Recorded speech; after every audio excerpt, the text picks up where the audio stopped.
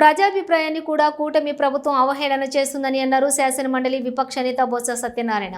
ప్రభుత్వ మెడికల్ కాలేజీలను ప్రైవేటీకరణ చేయొద్దని కోరుతూ సేకరించిన కోటి సంతకాలపై ఆరోగ్య శాఖ మంత్రి ఉప ముఖ్యమంత్రి స్పందించిన తీరు ఆక్షేపణీయమని అన్నారు శాసనమండలి విపక్ష నేత బొత్స సత్యనారాయణ.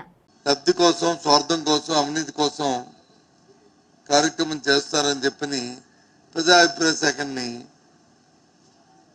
కోటి సంతకాలు, కోటి పైచిలకే, 1,02,00,000 చిలుక సంతకాల ప్రజాభిప్రాయంతో వారికి సమర్పించడం జరిగింది.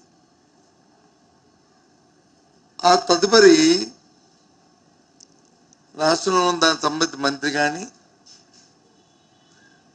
లేదు రాష్ట్రంలో ఉన్న ముఖ్యమంత్రి కానీ, రాష్ట్రంలో ఉన్న ఉప ముఖ్యమంత్రి కానీ, వారు మాట్లాడిన భాష కానీ, వారి తీరు కానీ ఒకసారి ఆలోచన చేయమని చెప్పి రాష్ట్ర ప్రజలందరినీ కూడా కోరుతున్నాను మీ ద్వారా. ఎందుకు ఈ అంశాన్ని చెప్తున్నానంటే, మంత్రి అంటాడు 5 కోట్ల మంది ప్రజలు ఉంటే 1 కోటి మంది సంతకాలు ఎలా పెట్టారు అని అడుగుతున్నాడు. రాష్ట్రంలో ఎంతమంది ఓటర్స్ ఉన్నారో తెలుసా ఆయనకి? అంటే మేజర్లు ఎంతమంది ఉన్నారో తెలుసా ఆయనకి? ప్రజలందరూ కూడా కోరుకుంటున్నారు. దాన్ని ఒక పని చేయమని నేను మీ ద్వారా కోరుతున్నాను. ఒకసారి ఏదైనా గ్రామం వెళ్ళి, ఈ గ్రామంలో మీరు ఎంతమంది ఈ ప్రైవేట్ మెడికల్ కళాశాలని మేము పీపీఎం మోడల్లో ప్రైవేటైజం చేద్దాం అనుకుంటే వద్దని చెప్పి ఎంతమంది సంతకాలు పెట్టారని చెప్పి అడిగితే వాళ్ళే కదా చెప్తారు కదా ఎంతమంది పెట్టారండి. లేదు అంటే లేదండి మా ఊర్లోకి వచ్చి పెట్టింది లేదండి, అవన్నీ ఎవరో ఇంట్లో కూర్చొని పెట్టిందండి, మా ఊరు లేదని చెప్తారు కదా.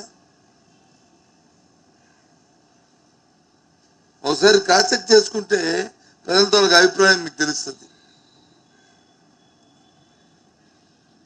లేదు ప్రజాభిప్రాయం చేస్తారు కదా, ఒక సర్వే చేసి చూడండి, ప్రజాభిప్రాయం ఏంటో మీకు తెలుస్తుంది.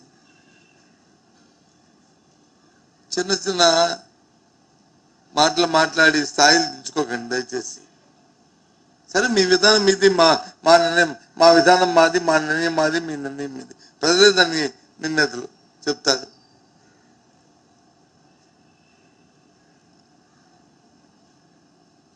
దాని మీద మా అధ్యక్షులు ఏం చెప్పారు? ఎవరైనా సరే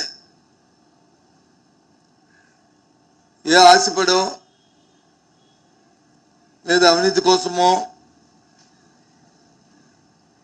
ఈ కార్యక్రమాన్ని కానీ మీరు చేస్తే మీ ప్రజల తాలూకా అనుదరణతో మళ్ళీ మీ అధికారంలోకి వస్తాం, ఈ విధానాన్ని రద్దు చేస్తాం, అవినీతి పాల్పడిన వాళ్ళపై ప్రభుత్వపరంగా చర్యలు తీసుకుంటాం.